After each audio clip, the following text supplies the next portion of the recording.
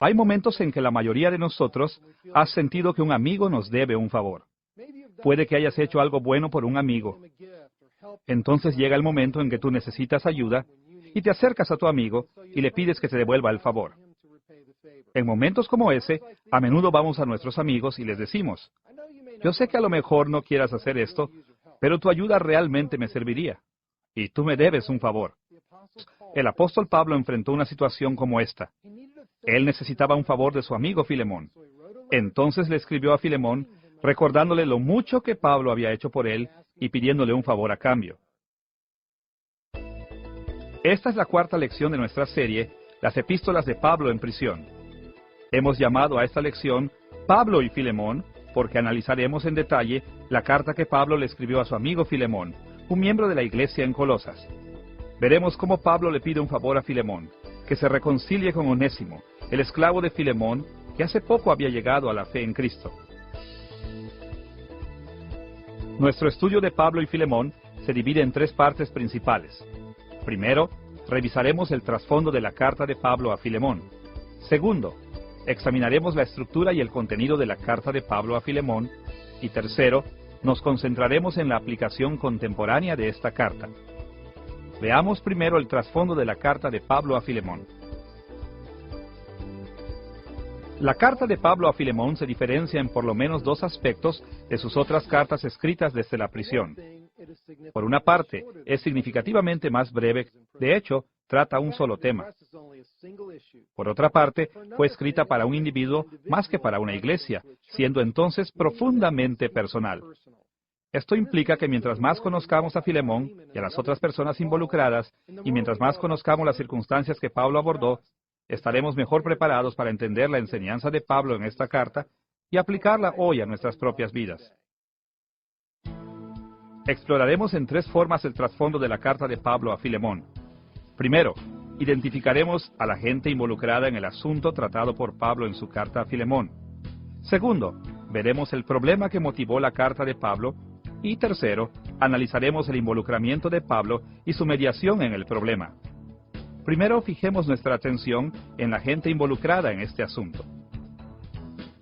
Se menciona a muchos diferentes individuos en la carta de Pablo a Filemón, pero nos concentraremos en los que estuvieron directa o indirectamente involucrados en el favor que Pablo le pidió a Filemón. Primero presentaremos a Filemón mismo. Segundo, nos detendremos en Onésimo, el esclavo de Filemón. Y finalmente, mencionaremos algunas personas que sirvieron como testigos del involucramiento de Pablo en el asunto entre Filemón y Onésimo. Comencemos con Filemón, el hombre a quien Pablo escribió esta epístola. No se menciona en la carta de Pablo la ciudad donde vivía Filemón, pero Colosenses capítulo 4, versículo 9, indica que el esclavo de Filemón, Onésimo, era un habitante de Colosas. Escuchemos las palabras de Pablo ahí. Tíquico va con Onésimo, amado y fiel hermano, que es uno de vosotros. Dado que Onésimo vivía con su amo Filemón en el tiempo en que se escribió Colosenses, Filemón debe haber vivido en Colosas. Colosas era una hermosa ciudad en el valle de Licia, cerca de las ciudades de Laodicea y Herápolis. El valle de Licia yacía en la región de Frigia, en la provincia romana de Asia, conocida en los tiempos modernos como Asia Menor. Filemón mismo parece haber estado involucrado activamente en ministrar a otros creyentes en Colosas. Por ejemplo, en Filemón versículo 7, Pablo habla de la forma en que Filemón con amor había reconfortado los corazones de los otros creyentes. Pablo tenía un concepto tan alto de Filemón que en el versículo 17 habla de Filemón como su compañero en el ministerio del Evangelio. Tanto así que en el versículo 2, Pablo identificó a Filemón como el anfitrión de la iglesia local. Pero más allá que esto, al parecer Filemón tuvo una historia significativa con Pablo que formó un estrecho lazo entre ambos hombres. Considera el recordatorio de Pablo a Filemón en Filemón versículo 19. Tú mismo te me debes también. Muy posiblemente Pablo quiso decir que él había traído a Filemón a la fe, aun cuando también es posible que él literalmente haya salvado la vida de Filemón de algún otro modo. Pero cualquiera que sea el caso, Filemón le debía a Pablo un gran favor. También podemos ver la fuerza de su relación en las oraciones de Filemón por la liberación de Pablo de la cárcel. y en el plan de Pablo de alojarse en casa de Filemón una vez que fuera liberado de la cárcel. Leemos las palabras de Pablo en este respecto en Filemón versículo 22. Prepárame también alojamiento, porque espero que por vuestras oraciones os seré concedido. La Biblia no explica cómo Pablo llegó a conocer a Filemón, pero tal como lo vimos en las lecciones anteriores, sí dice que Pablo viajó a través de Frigia durante su segundo y su tercer viaje misionero. Sin embargo, como también lo vimos, Pablo no estaba familiarizado con las iglesias del Valle de Licia. La verdad es que no sabemos cómo Pablo y Filemón se hicieron amigos, pero podemos afirmar con seguridad que se conocían muy bien el uno al otro. La segunda persona que debemos presentar es Onésimo. Según Filemón versículo 16, Onésimo era el esclavo de Filemón, aunque no está claro qué tipo de esclavo era y en qué rol específico servía a Filemón. En el Imperio Romano, durante el primer siglo, la esclavitud era extremadamente común, tanto como la tercera parte de la población del imperio consistía en diversos tipos de esclavos. Típicamente, era gente rica la que poseía esclavos, y la posición de estos últimos dependía grandemente de la posición de sus amos. Algunos esclavos romanos no eran educados y realizaban tareas serviles, pero otros eran educados, algunos muy educados, y servían en forma equivalente a su educación. Podían ser mayordomos de la casa, contadores, tutores o casi cualquier cosa que se necesitase. Y aunque generalmente era preferible ser libre que esclavo, es necesario destacar que no pocos individuos pobres se vendían como esclavos para obtener la seguridad de techo y pan diario. Además, sabemos por relatos históricos que en la iglesia primitiva, algunos cristianos se vendían como esclavos para reunir dinero para beneficencia como alimentar a los pobres. Hablando en general, los derechos de los amos sobre sus esclavos no eran absolutos. La ley romana les permitía a los esclavos ganar dinero y tener bienes, incluyendo otros esclavos, e incluso comprar de sus amos su propia libertad. Y más allá de estos derechos, a muchos esclavos se les concedía la libertad cuando cumplían los 30 años de edad, aunque esta práctica no la prescribía la ley. Dado que Onésimo era el esclavo de Filemón, era parte de su casa, pero a diferencia de su amo, Onésimo no era creyente, por lo menos al principio. Pero luego de que Onésimo dejó la casa de Filemón para buscar la ayuda de Pablo, el apóstol lo llevó a la fe en Cristo y aprendió a amarlo profundamente. Pablo expresó su amor por Onésimo en los versículos 10 al 16 de Filemón. Te ruego por mi hijo Onésimo, a quien engendré en mis prisiones. Recíbele como a mí mismo, como hermano amado, mayormente para mí. Pablo se refiere a Onésimo como a su hijo, porque él lo trajo a la fe en Cristo y porque desarrolló un amor paternal hacia él. Además de estas dos figuras principales, Pablo también menciona a un número de otros colosenses en su carta a Filemón, incluyendo a Apia, Arquipo y Epafras. Cada una de estas personas también tenía una relación personal con Filemón. Pablo probablemente los mencionó con la expectativa de que ellos sirvieran como testigos cercanos y le ayudaran en su apelación ante Filemón a causa de Onésimo. Pablo menciona a Apia y a Arquipo en la introducción de la carta que se halla en los versículos 1 y 2. Escuchemos lo que Pablo escribió ahí. Al amado Filemón, colaborador nuestro, y a la amada hermana Apia, y a Arquipo nuestro compañero de milicia, y a la iglesia que está en tu casa. La mención de Apia como hermana de Pablo puede que simplemente indique que ella era creyente, pero dado que se le distingue del resto de la iglesia, es más probable que ella haya sido parte de la familia de Filemón, posiblemente su esposa. Arquipo, por su parte, puede que haya sido el anfitrión de la iglesia local, aunque también es posible leer este versículo como que dice que la iglesia se reunía en la casa de Filemón. Cualquiera que sea el caso, dada la naturaleza de la carta, es probable que haya sido mencionado como una persona de cierta influencia sobre Filemón, sea que haya sido el pastor local o parte de la casa de Filemón. Con respecto a Epafras, Recordará usted de nuestra lección anterior que él había sido quien fundó la iglesia en Colosas, y que las iglesias del Valle de Licia lo habían enviado a servir a Pablo en prisión.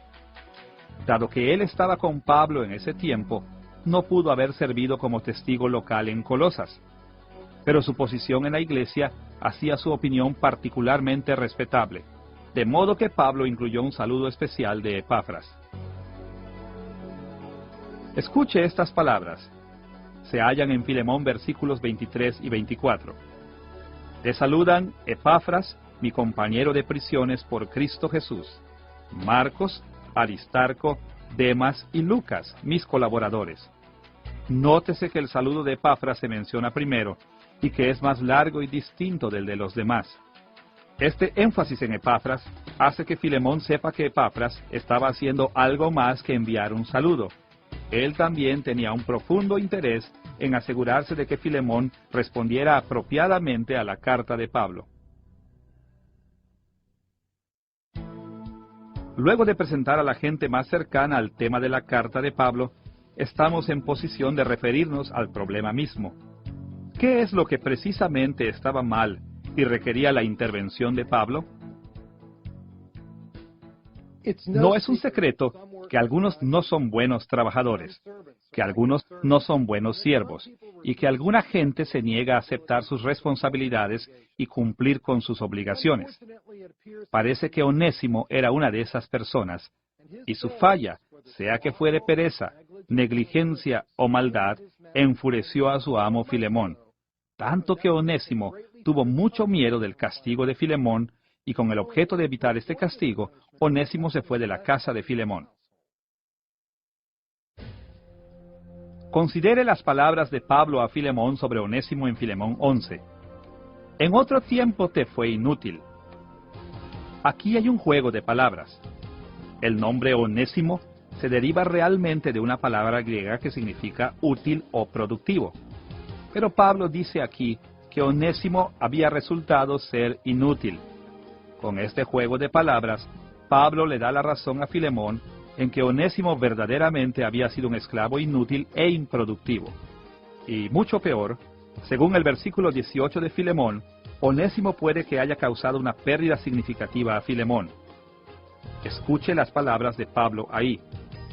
Si en algo te dañó o te debe, ponlo a mi cuenta. Muchos intérpretes entienden que este versículo implica que Onésimo le robó a Filemón, lo que era un crimen común entre los esclavos de las casas. Pero Onésimo puede haber causado una pérdida a Filemón de otra forma, ya sea a través de una administración negligente de los recursos de la casa, o la destrucción o pérdida de bienes. En todo caso, Filemón tenía derecho a estar enojado, y Onésimo probablemente tenía buenas razones para tener miedo de Filemón. Bajo la ley romana, los amos tenían el derecho de castigar severamente a sus esclavos, incluso con duros azotes. Onésimo estaba tan preocupado por la ira de Filemón que, asustado, huyó. Pablo aludió a esta circunstancia en Filemón versículo 15, donde escribió estas palabras. Quizás para esto se apartó de ti por algún tiempo, para que le recibieses para siempre. Al parecer, Filemón mismo no había tratado de que Onésimo se fuera, y probablemente no aprobaba su partida. Sin embargo, Pablo sugiere que Dios tenía una razón positiva para permitir esta situación. A través de este tiempo de separación, Dios cambió a Onésimo, de modo que llegó a ser de gran beneficio para Filemón. Ahora, en el Imperio Romano, los esclavos que abandonaban la casa de sus amos de esta forma no eran necesariamente fugitivos. Si partían con la intención de no volver, eran fugitivos. Pero la ley también permitía a los esclavos dejar temporalmente a sus amos para hallar un abogado o mediador que pudiera reconciliarlos con sus amos. Muchos juristas romanos registraron este hecho. Por ejemplo, Viviano, que escribió entre los años 98 y 117 después de Cristo, argumenta de esta forma. Si un esclavo abandona a su amo y vuelve a casa de su madre, la cuestión de si se constituye en un fugitivo está sujeta a consideración. Si se fue para esconderse y no volver, entonces es un fugitivo. Pero no es un fugitivo si busca que sus errores sean atenuados con las súplicas de su madre. Del mismo modo, Próculo, que escribió en el primer siglo, decía esto: un esclavo no es fugitivo si, teniendo en mente que su amo quería castigarlo físicamente, fue a casa de un amigo a quien le pidió que interceda por él ante su amo. Y Pablo, a finales del segundo siglo, hizo este comentario: un esclavo que va a casa de un amigo de su amo para buscar su intercesión no es un fugitivo. Estos comentarios legales demuestran que la ley romana permitía a los esclavos alejarse de sus amos mientras lo hicieran para acudir a alguien por ayuda, y no para obtener su libertad. Entonces, si Onésimo se fue para pedirle a Pablo que fuera su abogado y mediador ante Filemón, no fue un fugitivo. En resumen, entonces, el problema inicial en la casa de Filemón fue que Onésimo había causado algunas pérdidas a Filemón con intención o sin intención, por negligencia, pereza o malicia. Luego, este problema empeoró a causa de la tensión resultante entre Onésimo y Filemón, incluyendo probablemente la ira de Filemón y su intento de castigar a Onésimo y el miedo de Onésimo. Y finalmente, culminó en que Onésimo huyó de Filemón. Puede que Filemón haya pensado que Onésimo huyó como fugitivo, pero los verdaderos motivos de Onésimo están aún por verse.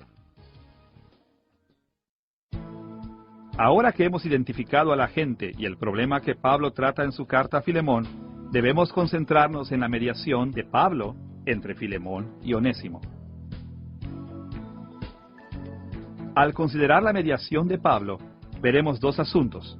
Primero, la petición de Onésimo de que Pablo sea su abogado, y segundo, el consentimiento de Pablo en ser el abogado de Onésimo. Veamos primero la petición de Onésimo a Pablo. Durante este tiempo, Pablo estaba preso, tal como lo señalamos en la primera lección. Es muy probable que haya estado preso en Roma, aunque también es posible que estuviera en Cesarea Marítima. Pero sea que estaba en Roma o en Cesarea Marítima, estaba a una gran distancia de Colosas, donde vivía Filemón. Según algunos eruditos, esta distancia era demasiado grande como para que Onésimo buscara la ayuda de Pablo como abogado o mediador. Concluyen entonces que Onésimo estaba tratando de comenzar una nueva vida lejos de Filemón y solo se encontró con Pablo accidentalmente. Ahora, tenemos que admitir que las Escrituras no relatan lo que Onésimo estaba pensando cuando dejó a Filemón y tampoco relatan cómo fue que se encontró con Pablo en la cárcel. Sin embargo, sí nos da algunos detalles que sugieren que Onésimo buscó a Pablo como su abogado. Es por algo que Onésimo se dirigió a la ciudad donde Pablo estaba preso, y tiene que haber sabido muy bien que Pablo residía allí, porque la iglesia en Colosas había enviado a Epafras en misión para cuidar de Pablo en la cárcel. Leemos acerca de esto en Colosenses capítulo 4, versículos 12 y 13, donde Pablo escribió estas palabras: Os saluda Epafras, el cual es uno de vosotros, siervo de Cristo, siempre rogando encarecidamente por vosotros en sus oraciones, para que estéis firmes, perfectos y completos en todo lo que Dios quiere. Porque de Él doy testimonio, de que tiene gran solicitud por vosotros, y por los que están en Laodicea y los que están en Hierápolis. Dado que Onésimo era de Colosas, y dado que su amo Filemón era un miembro prominente de esa iglesia, Onésimo probablemente sabía de dónde era Pablo. Y con este conocimiento, Onésimo eligió a esa ciudad como su destino. Además de esto, una vez en la ciudad, Onésimo procuró tener una reunión con Pablo. Pablo estaba encarcelado bajo arresto domiciliario, de modo que no podía moverse libremente. Es difícil imaginarse entonces que Onésimo se haya encontrado con él accidentalmente. Lo más probable es que Onésimo haya ido a Pablo a propósito. Finalmente, Pablo le escribió a Filemón solo después de que Onésimo se había presentado ante él. En la carta de Pablo a Filemón, él le indicó que había convertido a Onésimo al cristianismo y que Onésimo le había servido a Pablo en prisión. En otras palabras, Pablo defendió a Onésimo solo después de que Onésimo había dado a Pablo pruebas de cambio. Dado que Onésimo se quedó con Pablo lo suficiente como para asegurar su intermediación, esto sugiere que Onésimo había buscado con toda intencionalidad la ayuda de Pablo en esta situación. Después de considerar la petición de Onésimo de que Pablo fuera su abogado, ya estamos listos para fijarnos en el consentimiento de Pablo de defender a Onésimo ante su amo Filemón. Pablo no aceptó de inmediato mediar entre Onésimo y Filemón. Después de todo, Onésimo era un no creyente y un esclavo inservible, y Filemón era un hombre bueno y amoroso. Filemón tenía derecho a estar enojado y en disciplinar a Onésimo. No había indicación alguna de que quisiera hacerlo en forma ilícita o injusta. Filemón habría estado en su derecho de castigar a Onésimo. De modo que si Pablo iba a defender a Onésimo, tendría que ser con base en la misericordia. Y antes de que pudiera pedir misericordia para Onésimo, primero tendría que estar convencido de que Onésimo estaba verdaderamente arrepentido. La reticencia inicial de Pablo en este asunto es admirable. Después de todo, sería necio perdonar a quienes cometen faltas simplemente porque tienen miedo de ser castigados. Considere al respecto las palabras de Pablo en Romanos 13, versículo 4, donde habla de esta manera sobre los gobernantes civiles. Porque es servidor de Dios para tu bien, pero si haces lo malo, teme, porque no en vano lleva la espada, pues es servidor de Dios, vengador para castigar al que hace lo malo. Este mismo principio se aplica en muchas relaciones que conllevan estructuras de autoridad, tal como sucede entre los padres y los hijos y en la estructura social del Imperio Romano del primer siglo de amos y esclavos. Las figuras de autoridad temerosas de Dios propinan castigos apropiados porque es correcto hacerlo. Así entonces, era apropiado y probablemente típico que cuando un esclavo o un siervo acudían al amigo de su amo por ayuda, ese amigo no molestara al amo sin estar suficientemente convencido de que era lo que correspondía hacer. Para hacer una comparación, consideremos un ejemplo histórico donde otro esclavo romano recurrió al amigo de su amo para pedirle ayuda. Un poco antes del año 111 después de Cristo, el senador romano Plinio le escribió una carta a su amigo Sabiniano en representación de un esclavo liberto que trabajaba para Sabiniano, y esta carta se ha preservado para nosotros a través de la historia. Escucha este extracto de la carta de Plinio. Tu esclavo liberto, con quien dijiste estar enojado, vino a mí, se arrojó a mis pies, y se abrazó a mí como si yo fuera tú. Me imploró mi ayuda con muchas lágrimas. Me convenció de su arrepentimiento genuino. Yo creo que se ha reformado, porque se da cuenta de que obró mal.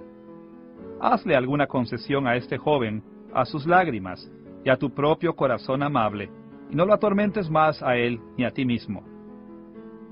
Tal como Onésimo, este esclavo liberto de Sabiniano acudió por ayuda al amigo de su amo, y tal como Pablo, Plinio no accedió de inmediato hasta que el esclavo liberto dio pruebas de su arrepentimiento y buena intención. De modo que podemos asumir que Onésimo inicialmente se quedó con Pablo para convencer al apóstol de sus buenas intenciones.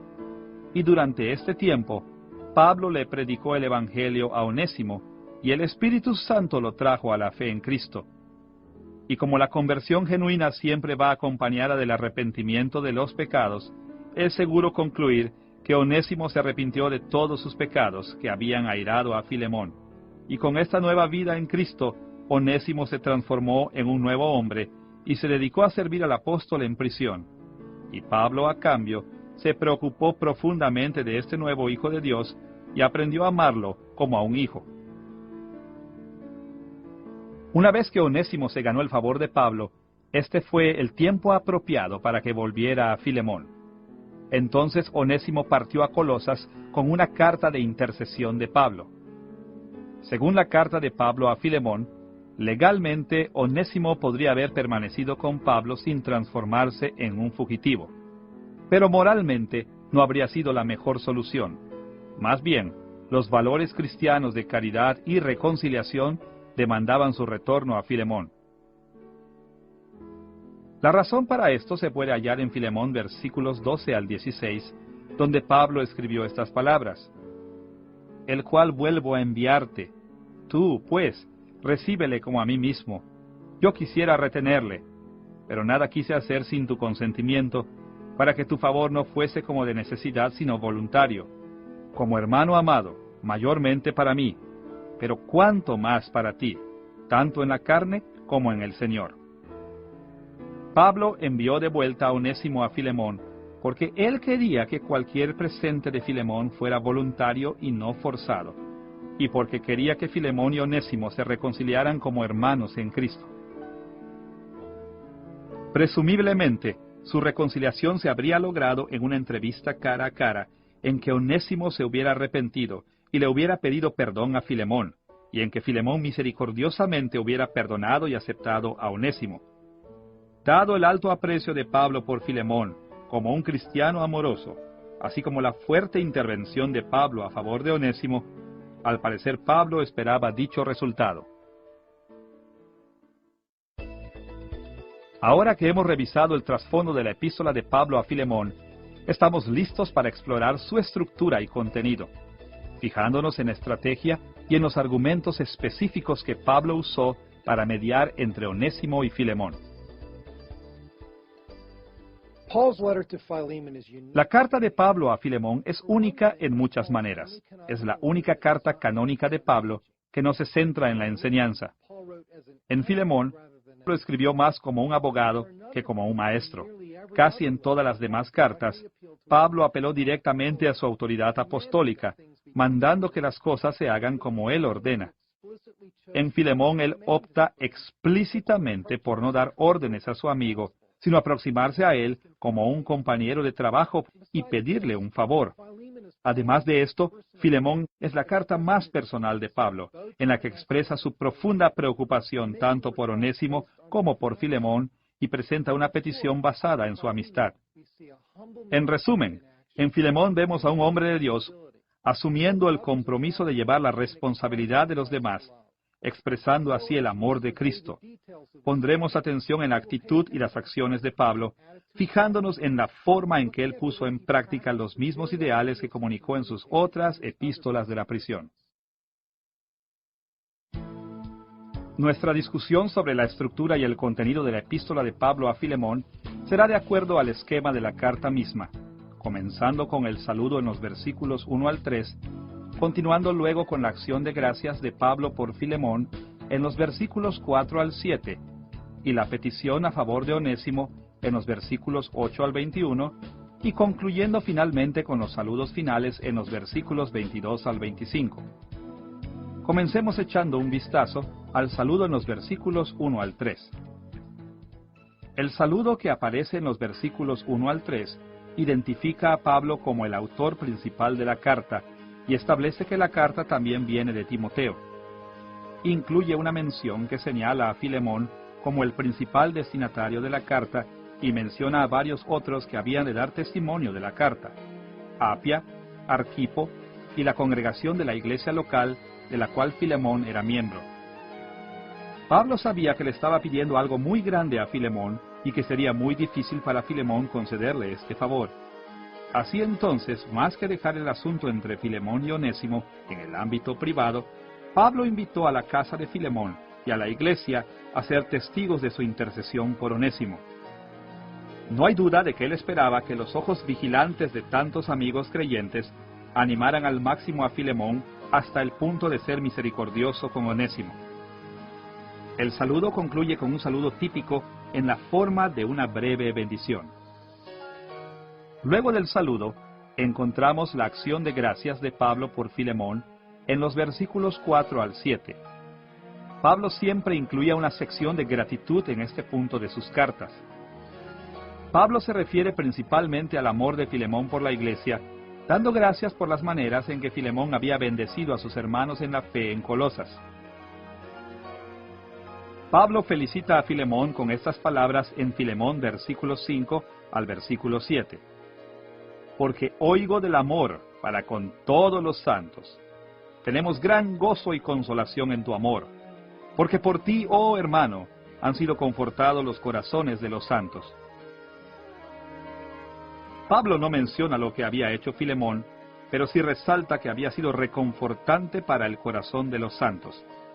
Quizá Filemón los había aliviado financieramente, o había realizado obras de servicio para ellos, o les había concedido algún otro tipo de beneficio.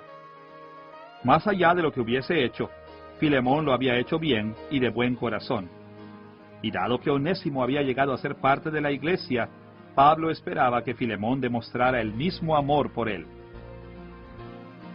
Considera la situación entre Filemón y Onésimo a la luz de la enseñanza de Pablo en Colosenses capítulo 3, versículos 12 al 14, donde Pablo escribe estas palabras: Vestíos, pues, como escogidos de Dios, santos y amados, de entrañable misericordia, de benignidad, de humildad, de mansedumbre, de paciencia, soportándoos unos a otros, y perdonándoos unos a otros, si alguno tuviere queja contra otro. De la manera que Cristo os perdonó, así también hacedlo vosotros. Y sobre todas estas cosas, vestíos de amor, que es el vínculo perfecto.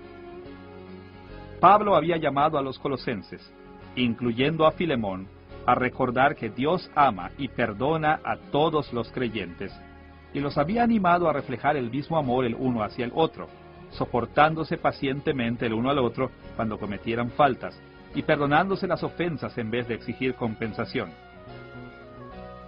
No es difícil ver la aplicación a la situación de Filemón y Onésimo. Onésimo le había hecho daño a Filemón. Pablo confirmó que era cierto. Sin embargo, él le pidió a Filemón que amara consistentemente, que demostrara por Onésimo el mismo amor que había demostrado por los otros creyentes. Le pidió a Filemón que soportara con paciencia el daño que había sufrido y que perdonara a Onésimo en vez de castigarlo. Por medio de reafirmar el amor de Filemón, Pablo lo animó a ser consistente en su carácter y no dejar que su ira lo gobernara cuando se encontrara con Onésimo. Luego de la sección de acción de gracias, Pablo presentó su petición a Filemón en los versículos 8 al 21. La petición representa el propósito principal de la carta, es decir, interceder ante Filemón en favor de Onésimo. Vamos a explorar la petición con cierta profundidad, dividiéndola en los siguientes 6 elementos. Una explicación del rol de Pablo como abogado en los versículos 8 al 10. Una explicación del rol de Onésimo como solicitante en los versículos 11 al 13. Una explicación del rol de Filemón como amo en el versículo 14. Una explicación del rol de Dios como el gobernador providencial del universo en los versículos 15 al 16. La petición misma de Pablo en los versículos 17 al 20. Y una declaración de confianza de Pablo de que la petición será concedida en el versículo 21. Comencemos yendo a la explicación de Pablo de su rol como abogado. Escuchemos las palabras de Pablo en Filemón, versículos 8 al 10. Por lo cual, aunque tengo mucha libertad en Cristo para mandarte lo que conviene, más bien te ruego por amor, siendo como soy, Pablo, ya anciano, y ahora además prisionero de Jesucristo, te ruego por mi hijo Onésimo, a quien engendré mis prisiones. Dado que Pablo era un apóstol de Cristo, él tenía la autoridad de ordenar a Filemón que hiciera lo correcto. Sin embargo, él escribió a Filemón en una forma que lograría la simpatía y el interés de Filemón. En este pasaje, Pablo le habló como un anciano débil que necesitaba ayuda, y esto debe sonar un tanto extraño para quienes están acostumbrados al fuerte estilo de sus otras cartas. Después de todo, Pablo comúnmente exigía que la gente respetara su autoridad y se sometiera a su enseñanza.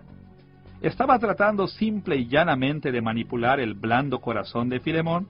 No. Simplemente, este era otro lado del Pablo real que no vemos a menudo en sus cartas.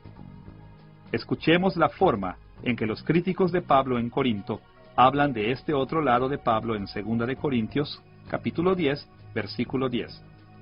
Porque a la verdad dicen, las cartas son duras y fuertes, mas la presencia corporal débil y la palabra menospreciable. Los críticos de Pablo lo atacaban por presentarse a sí mismo como fuerte en sus cartas, pero humilde y simple en persona. Pablo podía ser muy dócil en persona, y esto no debería sorprendernos. Después de todo, Pablo luchaba para ser como Cristo, quien sí sabía cuándo ser fuerte y cuándo ser dócil. Consideremos la enseñanza de Pablo en Filipenses capítulo 2, versículos 5 al 8. Haya pues en vosotros este sentir que hubo también en Cristo Jesús, el cual se despojó a sí mismo, tomando forma de siervo, se humilló a sí mismo, haciéndose obediente hasta la muerte y muerte de cruz. Jesucristo, Dios encarnado, fue un maestro fuerte, pero Él se humilló a sí mismo hasta el punto que las simples criaturas lo sometieran a una ignominiosa ejecución criminal. Era de esperarse entonces que el apóstol lo imitara, teniendo una fuerte presencia en algunos momentos y siendo pobre y humilde en otros. Pablo no necesitaba manipular a Filemón. Él era un apóstol. Si él hubiese querido, podría haber exigido la obediencia de Filemón, y Filemón probablemente habría cumplido. Pero Pablo quería que Filemón respondiera a esta situación con genuino amor cristiano, de modo que apeló al corazón de Filemón, pidiéndole que tuviera compasión de un anciano preso y del hermano recién convertido a Cristo que le estaba sirviendo. Fue desde esta perspectiva que Pablo presentó su defensa de Onésimo. Luego de presentarse como el abogado de Onésimo, Pablo habló de Onésimo mismo en los versículos 11 al 13. Explicó además con mayor detalle la relación entre Onésimo y Pablo y qué llevó al apóstol a traer la petición de Onésimo ante Filemón. En Filemón versículos 11 al 13, Pablo escribió estas palabras: En otro tiempo, Onésimo te era inútil, pero ahora nos es útil a ti y a mí, a quien hubiera querido retener conmigo, para que me sirviera en lugar tuyo en mis prisiones por el Evangelio. El Onésimo que Pablo describió aquí era muy distinto del que había venido a él pidiéndole su mediación.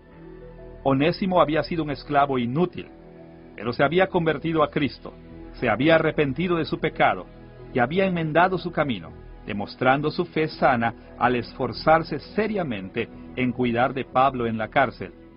Y dado que Pablo sabía que Filemón era un cristiano que amaba de verdad, él esperaba que Filemón se regocijara con las noticias de que Onésimo había venido a Cristo y perdonara sus transgresiones como lo haría con cualquier cristiano que hubiese pecado contra él. Pablo incluyó un juego de palabras en Filemón versículos 11 al 13, con el que enfatizó este cambio en Onésimo. Específicamente, Crestos era notablemente similar a la palabra Christos, que significa Cristo. La palabra de Pablo para inútil era akrestos, del prefijo griego a, que significa no, y la raíz Crestos, que significa útil.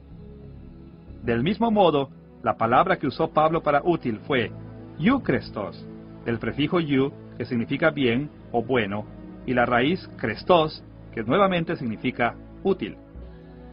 Este es el juego de palabras. Onésimo era akrestos, o inútil, cuando estaba akristos, o sin Cristo. Pero él se transformó en eukrestos, o muy útil, cuando recibió a Christos como su Señor. Pablo hizo referencia además a las formas en que Onésimo ya había comenzado a hacer restitución por sus transgresiones.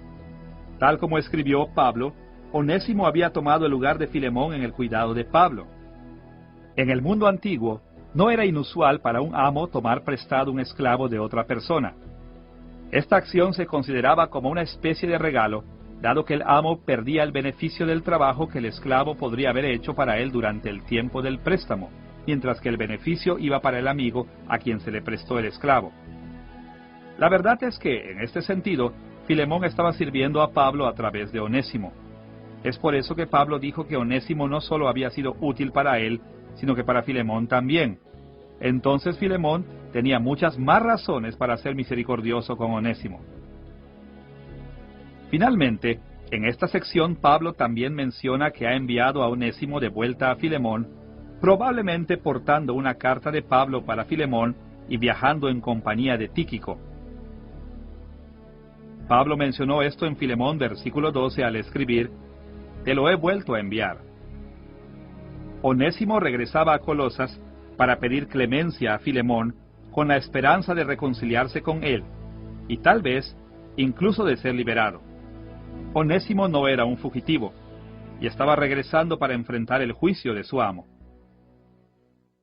Luego de describir su propio rol como abogado y el rol de Onésimo como solicitante, Pablo en el versículo 14 continúa hablando del rol de Filemón como amo. Aquí Pablo reconoce la autoridad de Filemón sobre Onésimo y da a conocer sus intenciones al apelar a Filemón en vez de darle una orden. Pablo escribió estas palabras en Filemón versículo 14. No quise hacer nada sin tu consentimiento, para que tu bondad no fuera como por obligación, sino por tu propia voluntad. Pablo quería que Filemón escogiera por sí solo el hacer lo correcto, y así dejó en claro que su petición iba como una solicitud y no como una orden apostólica. Puede que él quisiera que su amigo ganara las recompensas celestiales haciendo lo correcto por la razón correcta, y quizá también pensó que una reconciliación voluntaria entre dos hombres haría su relación fraternal en Cristo mucho más fuerte. Además, parece que Pablo quería mostrar respeto por Filemón y darle a su benevolencia el beneficio de la duda. Entonces, si Filemón trataba bien a Onésimo, esto animaría en gran manera a Pablo y a la iglesia. Ese fue el razonamiento de Pablo en Filemón, versículos 7 al 9, donde escribió de este modo: He llegado a tener mucho gozo y consuelo en tu amor, porque los corazones de los santos han sido confortados por ti, hermano. Por lo cual, aunque tengo mucha libertad para mandarte a hacer lo que conviene, no obstante, por causa del amor que te tengo, te ruego. En esencia, el amor de Filemón en el pasado y la fidelidad de la iglesia animaron a Pablo a pensar que Filemón también sería amoroso y fiel para con Onésimo. Es altamente probable que Pablo haya escogido este camino por una variedad de razones, dejando a Filemón en el rol romano tradicional de un amo que tiene que enjuiciar a su esclavo. Él podía decidir disciplinar severamente a Onésimo, o podría juzgarlo con mucha misericordia, perdonando a Onésimo por amor a Cristo y por amor a su amigo, el apóstol Pablo. La decisión era totalmente suya, aun cuando Pablo dejó muy en claro cuál opción era la correcta. Después de ubicar a las distintas partes involucradas en sus relaciones las unas con las otras, Pablo le recuerda a Filemón en los versículos 15 y 16 el rol de Dios como Señor de la historia. En esta sección, él considera el bien mayor que Dios podía extraer del pecado de Onésimo, si Filemón tan solo le concediera su petición. Pablo se refiere a la mano providencial de Dios en Filemón versículos 15 y 16 al escribir esas alentadoras palabras a Filemón. Quizás para esto se apartó Onésimo de ti por algún tiempo, para que le recibieses para siempre, no ya como esclavo, sino como más que esclavo, como hermano amado, mayormente para mí, pero cuanto más para ti, tanto en la carne como en el Señor. El Señor controla providencialmente todo en el universo, y a menudo permite que las cosas malas sucedan para que se cumplan sus buenos propósitos. Pablo sugiere que en este caso, Dios orquestó los eventos, haciendo que Onésimo y Filemón entren en conflicto, de modo que Onésimo se viera forzado a recurrir a la mediación de Pablo.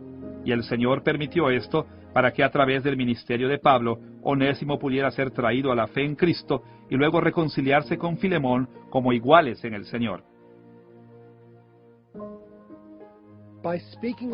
Al hablar del control providencial de Dios del universo, Pablo le estaba pidiendo a Filemón que diera un paso atrás del conflicto con Onésimo para observarlo desde la perspectiva del plan de Dios. Sí, Filemón estaba muy enojado, y tenía derecho a estarlo, pero el problema con Onésimo era insignificante comparado con las bendiciones que Dios les concedería a través de su conflicto. Filemón era un buen hombre, y tal como Pablo lo esperaba, una vez que se diera cuenta de que Dios había orquestado el conflicto con Onésimo para salvar un alma perdida, su ira bien se transformaría en gozo. Después de presentar todos los aspectos involucrados en la mediación, Pablo le presentó finalmente su petición en los versículos 17 al 20. Le pidió específicamente a Filemón que perdonara a Onésimo, y se ofreció él mismo como sustituto de Onésimo en caso de que Filemón optara por exigir la retribución exacta o una recompensa por parte de su esclavo. La petición en dos partes se resume en Filemón versículos 17 y 18. Recíbele como a mí mismo, y si en algo te dañó o te debe, ponlo a mi cuenta. Nótese lo que Pablo hizo aquí. Apeló a Filemón pidiéndole un favor personal, como si Pablo mismo fuera el que necesitaba de la gracia de Filemón.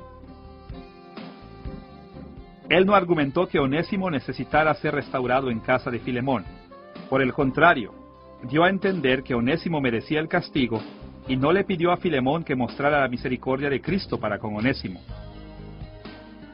Hablando en forma figurada, Pablo no estuvo junto a Onésimo como su abogado defensor, tratando de persuadir a Filemón de que fuera misericordioso por amor a Onésimo, sino que se paró frente a Onésimo como su padre y su protector, protegiéndolo de Filemón y proveyendo las razones de por qué Filemón debía ser misericordioso por amor a Pablo. Escuchemos la forma en que Pablo concluyó su petición en Filemón versículo 20. Sí, hermano, tenga yo algún provecho de ti en el Señor. Conforta mi corazón en el Señor. Pablo esperaba que Filemón respetara tanto a Pablo que hiciera extensa su misericordia al hijo espiritual de Pablo, Onésimo. Y de este modo, con esta petición, Pablo le pidió a Filemón que sirviera al apóstol mostrando gentileza para con su hijo, a quien amaba con todo su corazón. Nótese el lenguaje de Pablo aquí. Primero, Pablo pidió a Filemón que le diera un beneficio, usando el verbo griego onínemi, sobre el cual se construye el nombre Onésimo. Esencialmente, le pidió a Filemón que siguiera el ejemplo de su esclavo Onésimo de ser útil a Pablo. Segundo, Pablo repitió su uso de la palabra confortar. En Filemón, versículo 7, Pablo había felicitado a Filemón por confortar el corazón de los santos. Aquí, anima a Filemón a demostrar integridad, confortando también al apóstol preso. Los eruditos han planteado muchas preguntas acerca de los detalles de la petición de Pablo. Algunos creen que Pablo solo le estaba pidiendo a Filemón que tratara a Onésimo con misericordia y gentileza y no buscara retribución o incluso restitución por el daño que Onésimo había ocasionado. Otros creen que Pablo le estaba pidiendo a Filemón aún más, quizá la emancipación de Onésimo, es decir, su libertad. Puede que esto esté implícito en las palabras de Pablo en Filemón versículos 15 y 16, donde Pablo escribió de este modo: porque quizás para esto se apartó de ti por algún tiempo, para que le recibieses para siempre, no ya como esclavo, sino como más que esclavo, como hermano amado. Es posible leer este versículo e interpretar que Pablo quería que Filemón liberara a Onésimo para que Onésimo ya no fuera un esclavo. Esta idea se refuerza cuando notamos que la palabra griega aionion, aquí traducida como para bien, se traduce correctamente en varias traducciones como para siempre o eternamente. Aun cuando la esclavitud romana a menudo era perpetua, técnicamente era un acuerdo temporal, de modo que Pablo no podría haber asegurado a Filemón con exactitud que Onésimo seguiría siendo su esclavo útil para siempre. Sin embargo, nuestras relaciones en Cristo sí duran eternamente. Esto hace que uno sea tentado a ver en este versículo una alusión a la emancipación o el otorgamiento de libertad a Onésimo. Al mismo tiempo, es importante reconocer que Pablo no enseñó que la fe cristiana requería que todos los amos cristianos liberaran a sus esclavos creyentes. En 1 Corintios capítulo 7, versículo 21, él enseñó que la libertad era preferible a la esclavitud, pero sus instrucciones a los hogares en que los amos creyentes poseían esclavos creyentes no incluían la emancipación. Por ejemplo, él entregó esta enseñanza en 1 Timoteo 6, versículo 2. Y los esclavos que tienen amos creyentes, no los tengan en menos por ser hermanos, sino sírvanles mejor, por cuanto son creyentes y amados los que se benefician de su buen servicio. A la luz de las diversas formas en que la esclavitud ha sido una institución de horribles abusos a través de la historia, puede parecer extraño escuchar a Pablo hablando de esta forma. Después de todo, cuando la mayoría de la gente de hoy pensamos en la esclavitud, vienen a nuestra mente las horribles atrocidades cometidas en el tráfico de esclavos africanos. Pensamos en las personas que fueron esclavizadas a la fuerza, que fueron separadas de sus familias y fueron sujetas a uno de los tratos inhumanos más inimaginables. Fueron violados y golpeados, marcados con hierro y asesinados. Y para nuestra vergüenza, muchos cristianos defendieron esta brutalidad, apelando a la forma en que la Biblia trató la antigua esclavitud. Pero estaban trágica y tremendamente equivocados. Ni Pablo, ni ningún otro escritor bíblico habrían respaldado esas prácticas. Al contrario, ellos los habrían condenado en los términos más severos. Pero en el tiempo de Pablo, la esclavitud era distinta. En general, era un arreglo económico positivo, especialmente cuando ambos, amo y esclavo, eran cristianos. Y en realidad, tanto el amo como el esclavo vivían en la misma casa, y Dios exigía que ambos se sirviesen y se amasen mutuamente. Para todos los efectos, ellos eran una familia extendida. Y dado que estas relaciones podían conducirse en una forma piadosa y beneficiosa para ambas partes, Pablo no le dio instrucciones a la iglesia de abolir las instituciones sociales. Por el contrario, les enseñó a administrar la esclavitud de forma cristiana. Pablo quería lo mejor para Onésimo, y que Filemón sabía cómo satisfacer las expectativas de los apóstoles. El lenguaje general de Pablo no nos permite saber si solo le estaba pidiendo a Filemón que perdonara a Onésimo y lo tratara como a un esclavo honorable de su casa, o si le estaba pidiendo la libertad legal de Onésimo. Y, sin conocer más detalles acerca de las habilidades y las circunstancias de Onésimo, es muy difícil determinar qué decisión lo habría beneficiado más. Pero en todo caso, está claro que la petición de Pablo fue diseñada con el objetivo de asegurar una buena vida a Onésimo, en la que se le tratase con honor y respeto cristianos, y en que la iglesia mostrase amor y misericordia. Finalmente, después de presentar su petición a Filemón, Pablo concluyó en el versículo 21 con una declaración de confianza. Aquí Pablo expresó su convicción de que Filemón haría lo que el apóstol le pidió. Leemos estas palabras de cierre sobre la petición de Pablo en Filemón, versículo 21. Te he escrito confiando en tu obediencia, sabiendo que harás aún más de lo que te digo. Pablo tenía dos fuertes razones para creer que Filemón le concedería su petición. Primero, Filemón amaba y respetaba a Pablo y por lo tanto estaba motivado para agradarlo. Y segundo, Filemón amaba a la iglesia, a la que Onésimo recién se había unido. La Escritura no registra para nosotros la respuesta de Filemón. Tampoco nos cuenta qué sucedió con Onésimo. Por muchos siglos se creyó que Filemón le otorgó la libertad y que más tarde él llegó a ser obispo de Éfeso, muriendo como un mártir en Roma en el año 95 después de Cristo. Lo cierto es que hubo un obispo Onésimo que sucedió a Timoteo en el primer siglo. Pero la verdad es que Onésimo era un nombre muy común, de modo que el esclavo puede no haber sido el mismo hombre que el obispo. Al mismo tiempo, con mucha facilidad, un cristiano entrenado por Pablo pudo haber surgido y haberse hecho prominente, de modo que tampoco podemos descartar tal posibilidad. En cualquier caso, la confianza de Pablo en Filemón debe inclinarnos a sospechar que éste hizo lo que era mejor para Onésimo. Y según algunos eruditos, el solo hecho de que poseamos la carta de Pablo a Filemón implica que Filemón hizo lo correcto, dado que lo más probable es que hubiera destruido la evidencia de la solicitud de Pablo si no la hubiera concedido. Ahora que ya hemos visto la petición de Pablo a Filemón, tenemos que concentrarnos en la última sección de la carta, los saludos finales a Filemón y a su casa, y que hallamos en Filemón versículos 22 al 25.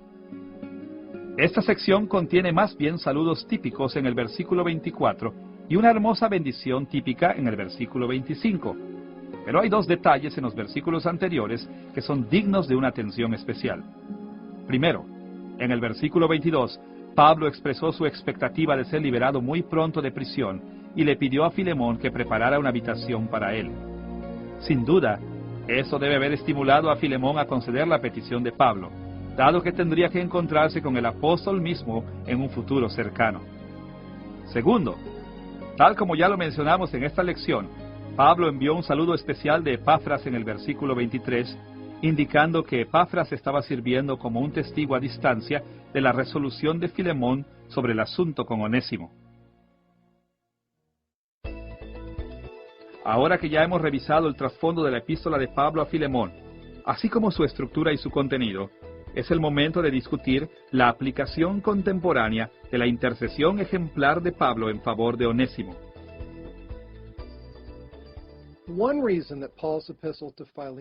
Una de las razones por las cuales la carta de Pablo a Filemón es tan importante es que nos muestra cómo Pablo aplicaba su teología a su propia vida.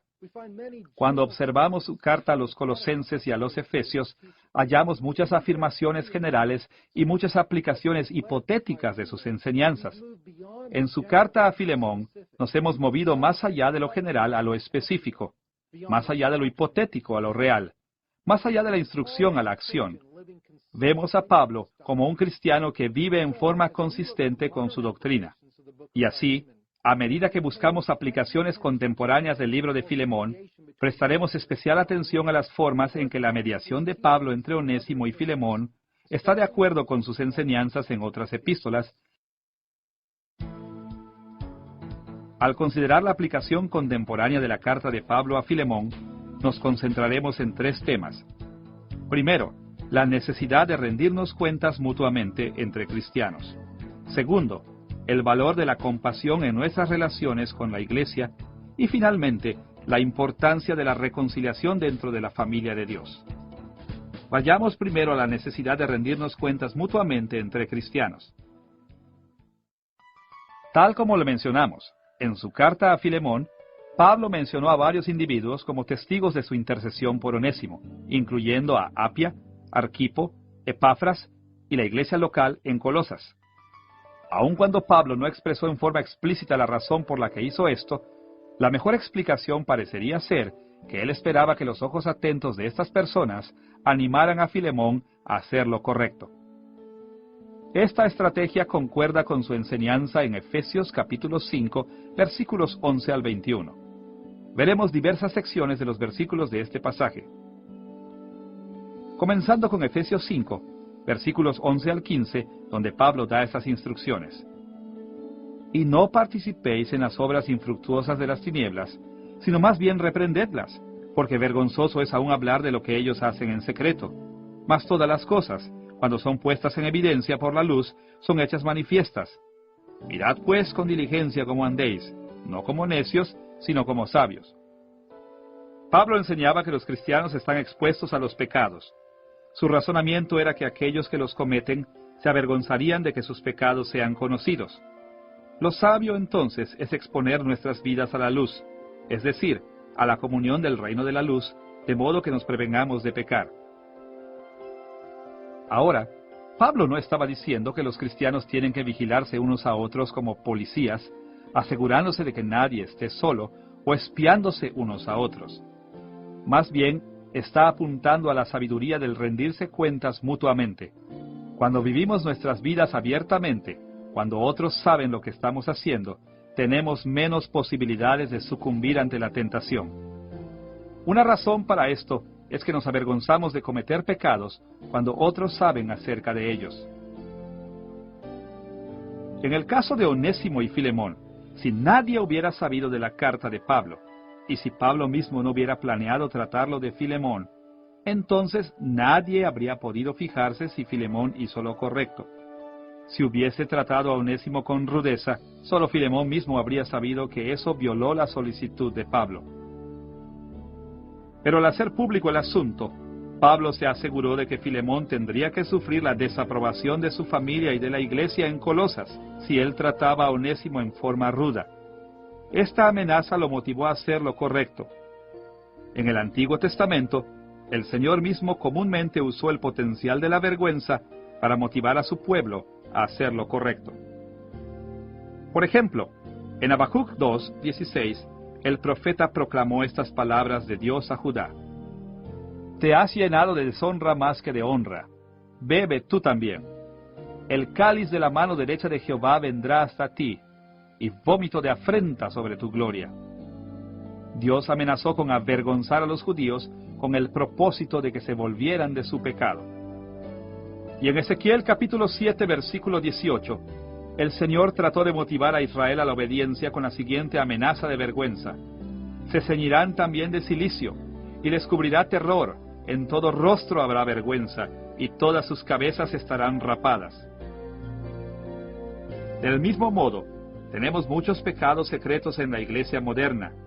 Los cristianos quieren vivir con muchos de esos pecados, pero se avergonzarían si otros supieran de ellos. De modo que una forma en que la iglesia puede mantenernos responsablemente atentos con respecto a estos pecados es que los creyentes permanezcan en estrecha comunión.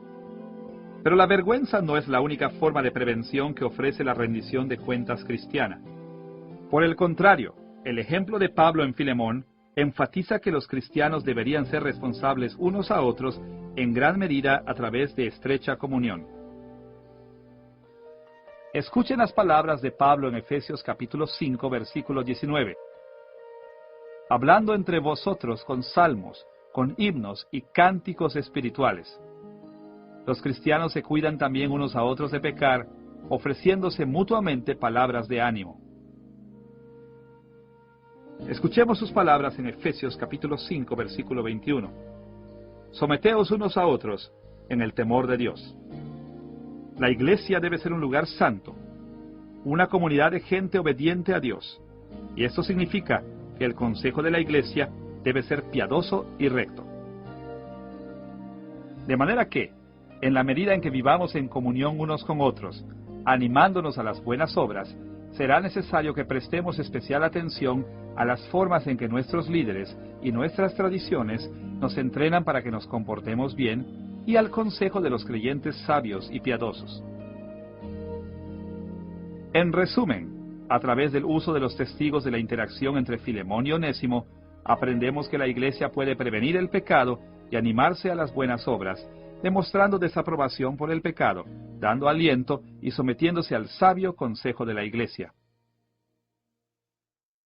Ahora que ya hemos observado las implicaciones que la carta de Pablo a Filemón tiene para la rendición de cuentas en la iglesia, tenemos que ir a nuestro segundo punto de aplicación: la importancia de la compasión en nuestras relaciones con los otros cristianos. De todas las cualidades que Cristo demostró durante su ministerio terrenal, quizá la más impresionante fue su compasión. Sí, Él tenía un celo por la santidad y la reverencia, y es innegable su énfasis en la justicia y la moralidad, así como también mostró sabiduría, integridad y dignidad sin paralelos. Pero mucho más memorables son su gentileza, su compasión, su preocupación, su amor por los demás, su avidez por perdonar, su voluntad de sufrir para que otros no tuvieran que hacerlo.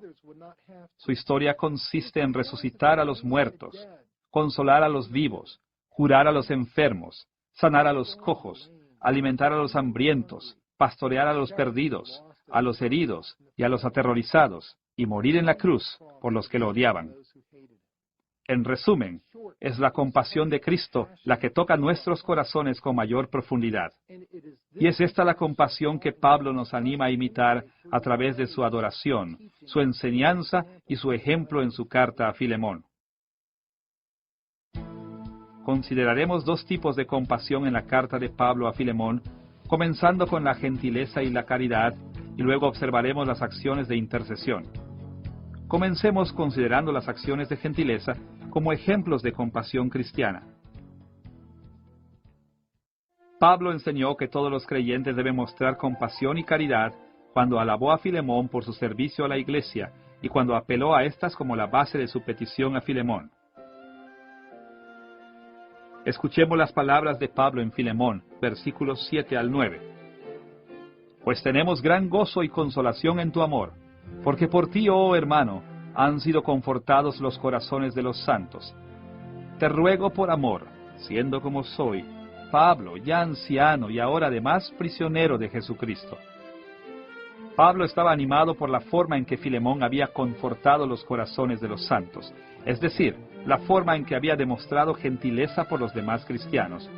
Y Pablo quiso recibir una caridad similar, dado que él era un anciano y un prisionero que merecía la compasión y que estaba con necesidad de ayuda. Tal como lo escribió en Colosenses capítulo 3, versículos 11 y 12. Cristo es el todo y en todos. Vestíos, pues, como escogidos de Dios, santos y amados, de entrañable misericordia y benignidad. Dado que los otros creyentes están unidos a Jesús, debemos tratarlos como lo haría el Señor, y como el Señor nos trataría a nosotros, mostrándoles abundante cuidado y ayudándoles a satisfacer sus necesidades.